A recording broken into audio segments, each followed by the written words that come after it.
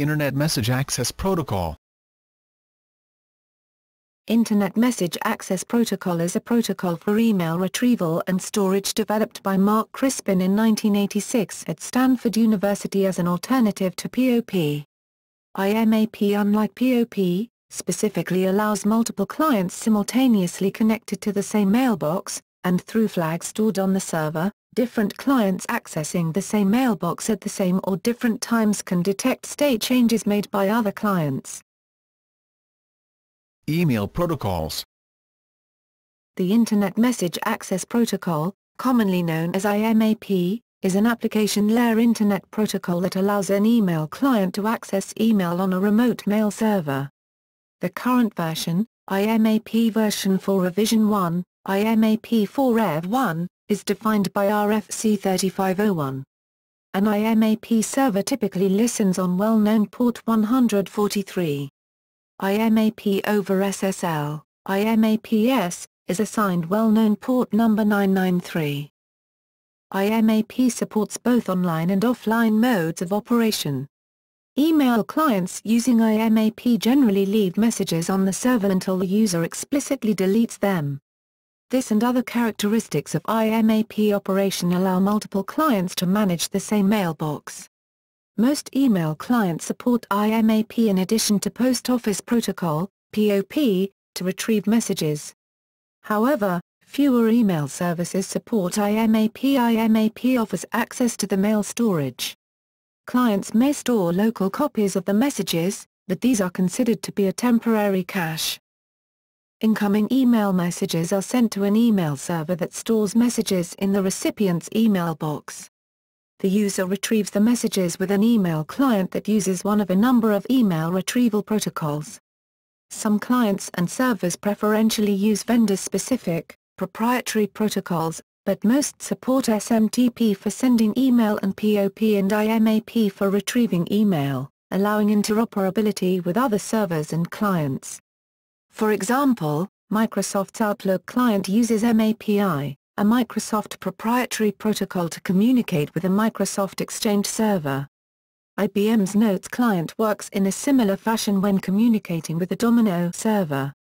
All of these products also support POP, IMAP, and outgoing SMTP. Support for the Internet Standard Protocols allows many email clients such as Pegasus Mail or Mozilla Thunderbird to access these servers, and allows the clients to be used with other servers. History. IMAP was designed by Mark Crispin in 1986 as a remote mailbox protocol, in contrast to the widely used POP, a protocol for retrieving the contents of a mailbox. IMAP was previously known as Internet Mail Access Protocol, Interactive Mail Access Protocol, RFC 1064, and Interim Mail Access Protocol. Original IMAP. The original Interim Mail Access Protocol was implemented as a Xerox List machine client and a TOPS-20 server. No copies of the original Interim Protocol specification or its software exist.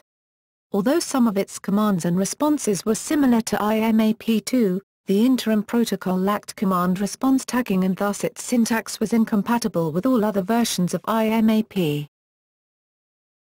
IMAP2. The Interim Protocol was quickly replaced by the Interactive Mail Access Protocol, IMAP2, defined in RFC 1064, in 1988, and later updated by RFC 1176, in 1990. IMAP2 introduced command response tagging and was the first publicly distributed version. IMAP3. IMAP3 is an extremely rare variant of IMAP. It was published as RFC 1203 in 1991. It was written specifically as a counterproposal to RFC 1176, which itself proposed modifications to IMAP2. IMAP3 was never accepted by the marketplace. The IESG reclassified RFC 1203 Interactive Mail Access Protocol, version 3 as a historic protocol in 1993. The IMAP working group used RFC 1176, IMAP2, rather than RFC 1203, IMAP3. as its starting point. IMAP2 bis. With the advent of MIME, IMAP2 was extended to support MIME body structures and add mailbox management functionality, create, delete, rename, message upload, that was absent in IMAP2. This experimental revision was called IMAP2 bis. Its specification was never published in non-draft form. An Internet draft of IMAP2 bis was published by the IETF IMAP Working Group in October 1993.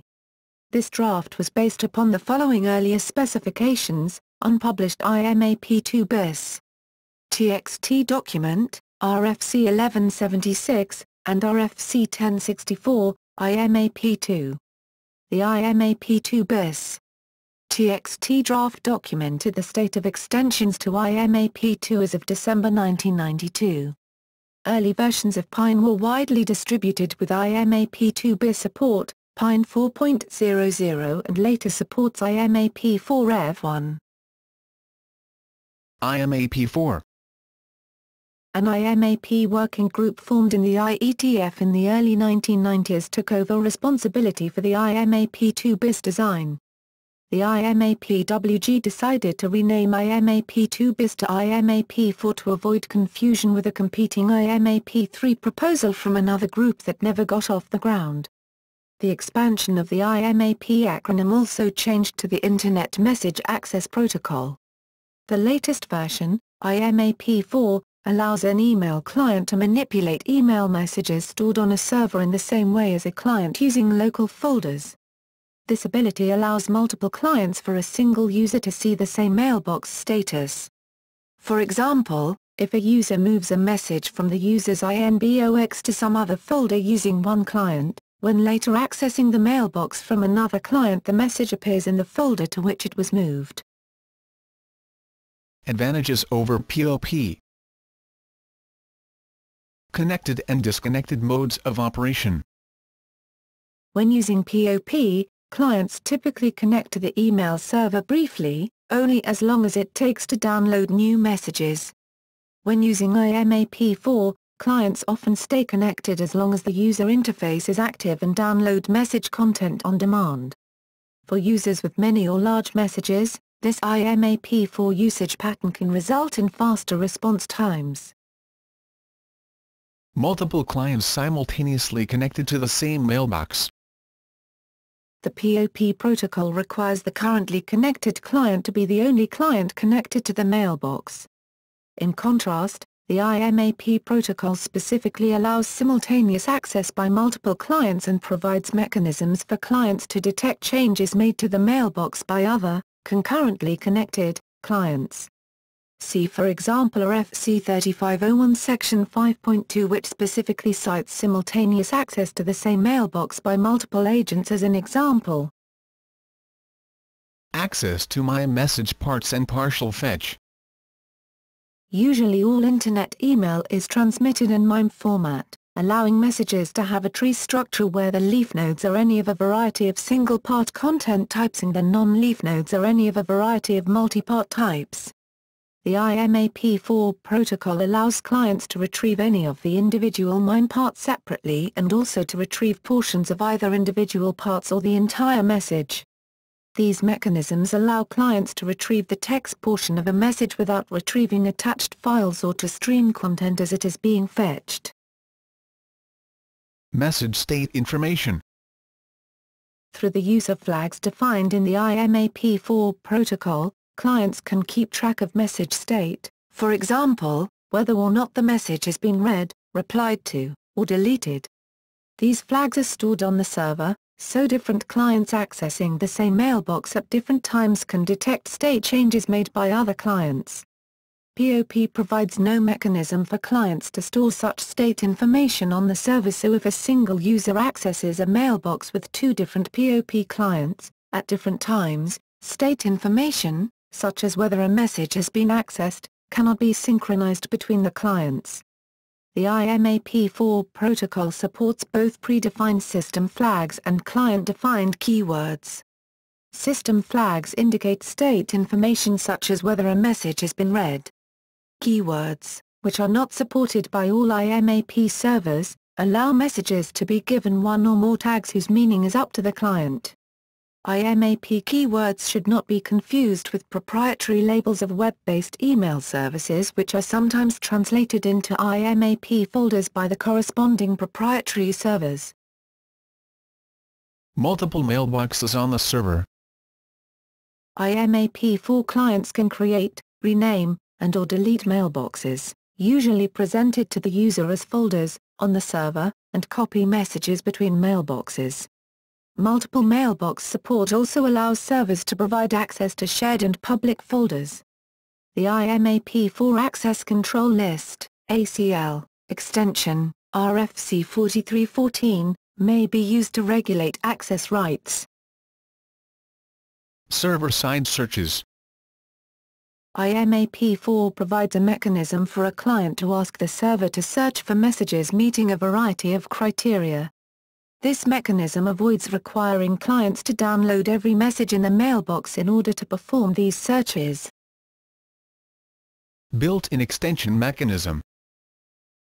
Reflecting the experience of earlier Internet protocols, IMAP4 defines an explicit mechanism by which it may be extended. Many extensions to the base protocol have been proposed and are in common use.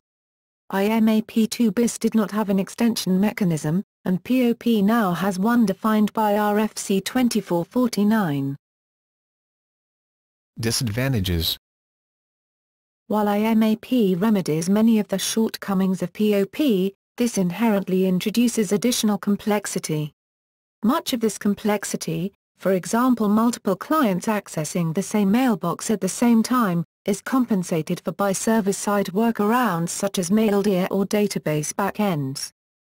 The IMAP specification has been criticized for being insufficiently strict and allowing behaviors that effectively negate its usefulness. For instance, the specification states that each message stored on the server has a unique ID to allow the clients to identify the messages they have already seen between sessions. However, the specification also allows these UIDs to be invalidated with no restrictions, practically defeating their purpose. Unless the mail storage and searching algorithms on the server are carefully implemented, a client can potentially consume large amounts of server resources when searching massive mailboxes. IMAP4 clients need to maintain a TCP/IP connection to the IMAP server in order to be notified of the arrival of new mail. Notification of mail arrival is done through in-band signaling, which contributes to the complexity of client-side IMAP protocol handling somewhat. A private proposal, Push IMAP, would extend IMAP to implement push email by sending the entire message instead of just a notification. However, Push IMAP has not been generally accepted and current IETF work has addressed the problem in other ways. See the Lemonade profile for more information. Unlike some proprietary protocols which combine sending and retrieval operations, sending a message and saving a copy in a server-side folder with a base-level IMAP client requires transmitting the message content twice, once to SMTP for delivery and a second time to IMAP to store in a SendMail folder. This is remedied by a set of extensions defined by the IETF Lemonade Working Group for Mobile Devices, ALORth, RFC 4467, and Catenate, RFC 4469, in IMAP and Burl, RFC 4468, in SMTP submission. POP servers don't support server-side folders, so clients have no choice but to store sent items on the client. Many IMAP clients can be configured to store sent mail in a client-side folder, or to BCC oneself and then filter the incoming mail instead of saving a copy in a folder directly. In addition to the Lemonade Trio, Courier Mail Server offers a non-standard method of sending using IMAP by copying an outgoing message to a dedicated outbox folder. Security. STARTTLS can be used to provide secure communications between the MUA communicating with the MSA or MTA implementing the SMTP protocol. Dialog example. This is an example IMAP connection as taken from RFC 3501 section